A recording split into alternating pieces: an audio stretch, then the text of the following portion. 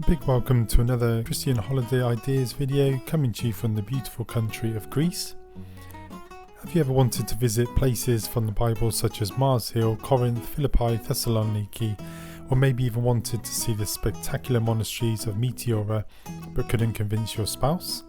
Then show them this video and maybe tempt them with some stunning beaches such as Sivota, Kavala and Corinth Beach. I would also recommend visiting Greece in spring or autumn when it's not peak season prices. It's a bit cooler and a bit less busy. I booked a flight to Athens with EasyJet and flew back from Thessaloniki. Despite the UK leaving the EU, I didn't have to pay for any tourist visas. For car hire, please use Kayak. I would recommend booking fully comp insurance direct to the car hire place. Throughout the trip I used Kayak, Booking.com, Airbnb for accommodation. I booked 2 nights in Athens as I've been here before, but tailor each stop to your personal preferences. Big welcome to sunny Athens, the birthplace of Western democracy, and where during biblical times the brightest minds come to study, to learn of great teachers, poets and philosophers. The Apostle Paul arrived in Athens during his second missionary journey around 49 to 50 AD after leaving Thessalonica and Berea during persecution. Athens, known for its rich culture and philosophical heritage, was a city of intellectual vibrancy, home to famous thinkers such as Socrates, Plato and Aristotle. Paul was deeply moved by the city's idolatry and its many altars dedicated to various gods. Whilst waiting for his companions, Paul began engaging with the local Jewish synagogue and Gentile philosophers.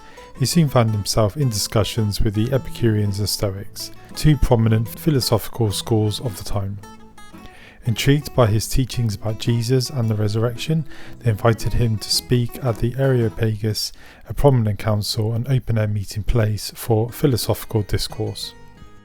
At the Areopagus, Paul delivered a compelling sermon referencing an altar he had seen dedicated to an unknown god. From Athens we can take the main highway to Corinth, which is about an hour and 20 with tolls.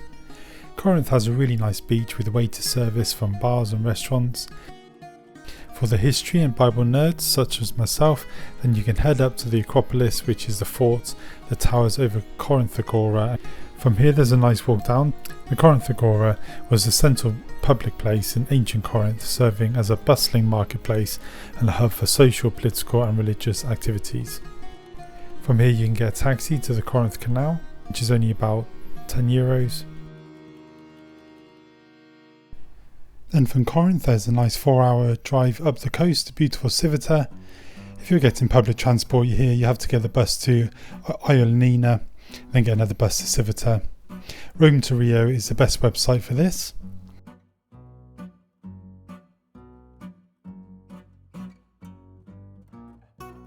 Sivota is a picturesque coastal village in the Ionian Sea, located in northwestern Greece near the town of Igoumenitsa. Known for its stunning beaches, crystal clear waters and lush green landscapes, Sivota is a popular destination for boating, swimming and relaxing, offering a tranquil escape in a scenic setting.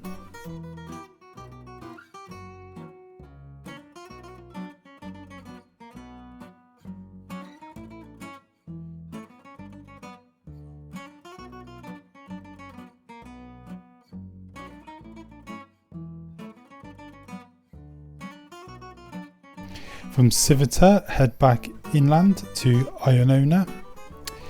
Ioannina is a historic town in the northwestern Greece known for its rich cultural heritage and scenic beauty. Situated by Lake Panvotis, it features Ottoman-era architecture including the impressive Iolani Castle. From Ioannina to Meteora is a 1 hour 45 minute drive.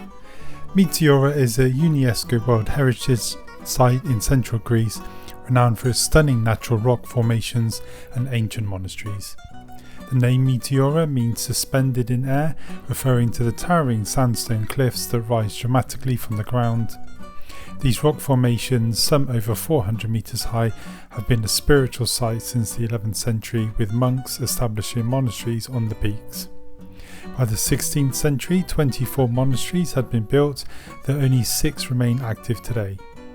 Meteora is not only a place of deep religious significance, but also a popular destination for hiking, rock climbing and photography, attracting visitors worldwide.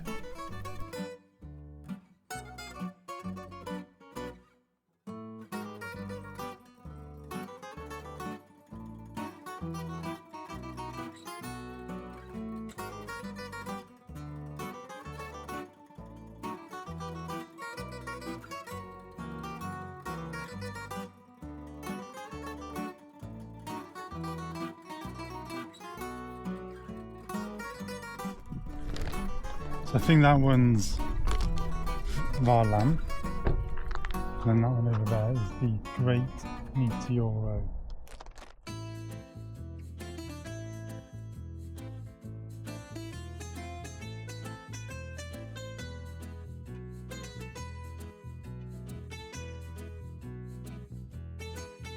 The drive from Meteora to Thessaloniki typically takes about 2.5 to 3 hours, depending on traffic and road conditions. The distance is approximately 230 kilometres via the E65 and E92. The scenic route takes you through the beautiful landscapes of central Greece, making it an enjoyable journey. Thessaloniki, Greece's second largest city, is a vibrant cultural and historical hub situated on the Thermamic Gulf in northern Greece. It has a rich heritage shaped by Greek, Roman and Byzantine and Ottoman influences. Key landmarks include the White Tower, the Rotunda and the ancient Roman Forum. Thessaloniki is famous for its lively atmosphere with bustling markets, cafes and dynamic nightlife scene.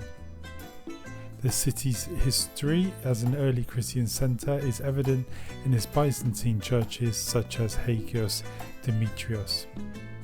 Thessaloniki also hosts numerous festivals and events, making it a popular destination for tourists.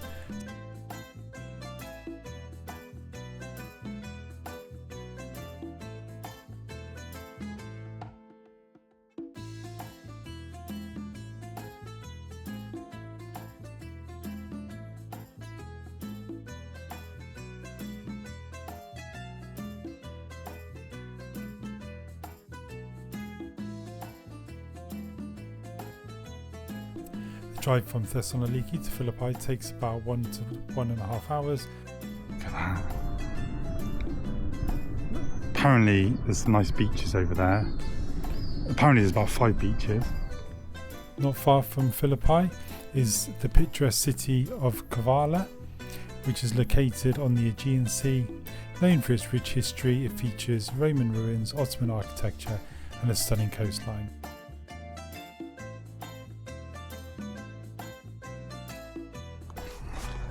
So I'm just making my way up to the top. There's the museum, and then here's the top of the forum. Wow. I'm just working my way down.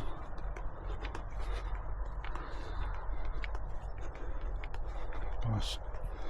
Step that up.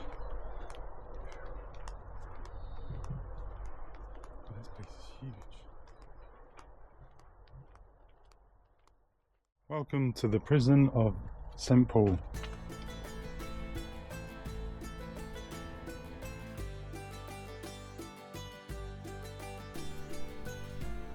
Philippi is an ancient city in northern Greece located near the modern town of Kavala. It was founded in 356 BCE by King Philip II of Macedon and later became a prominent Roman colony. The city is historically significant as the site of the Battle of Philippi in 42 BCE, where the forces of Mark Antony and Octavian defeated the armies of Brutus and Cassius, leading to the downfall of the Roman Republic. Philippi is also notable in Christian history as the Apostle Paul visited the city during his missionary journeys, founding one of the first Christian communities in Europe.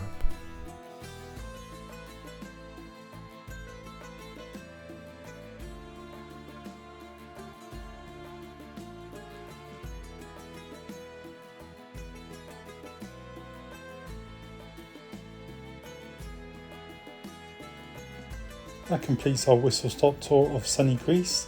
I'm just going to do a quick breakdown now of how much it cost. So accommodation, you can fly to Athens, fly back out of Thessaloniki for $229 per person.